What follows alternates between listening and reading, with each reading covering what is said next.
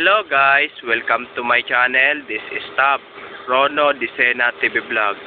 Andito naman po ako ngayon sa may Port Santiago po, nasa Lukuyan po.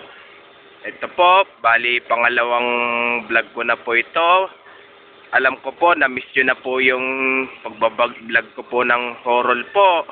At wag nyo pong kalimutan mag-comment po kayo at wag nyo rin po kalimutan i-follow nyo na po ang aking Facebook page, TikTok page, Instagram page, at i-subscribe nyo rin po ang aking YouTube channel po.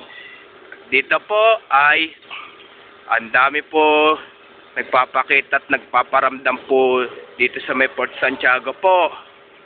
Kasi po dito po kinulong po si Jose Rizal po. Tara po. Po, may ano po yung naglilinis po ng damot po dito po.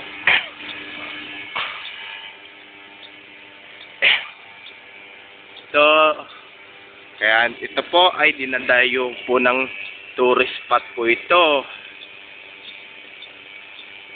Ang tourist spot po.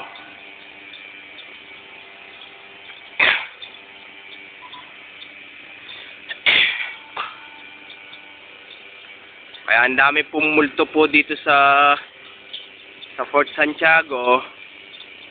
At dito gawa po kasi po marami pong sundalo pong pumanaw po. Lalo po nung panahon pa po ng Espanyol at Amerika po. At dito rin po kinulong si Rizal po.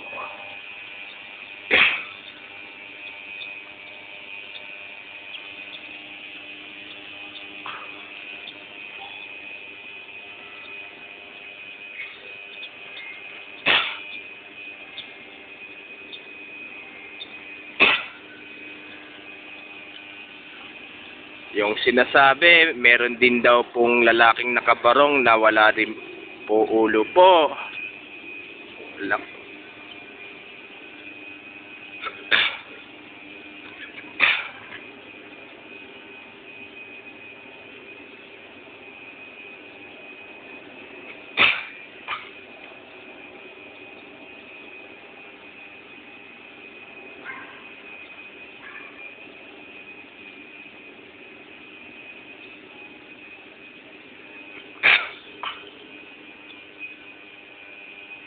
Ito po, may nagja-jogging rin po dyan sa may loob po.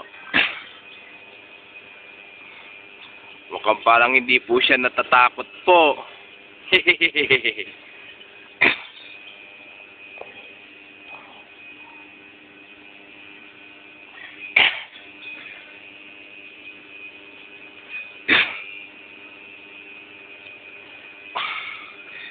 Sir! Ano yan? Magkano entrance po dyan? May entrance, bayad? Ay, sarado pa po. Nagja-jogging po kayo, ah. Ito po.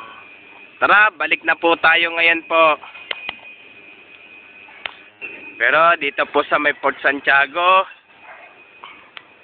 ay marami po talaga multo po. Gawa po kasi po doon, marami pong sundalo po pumanaw po dito.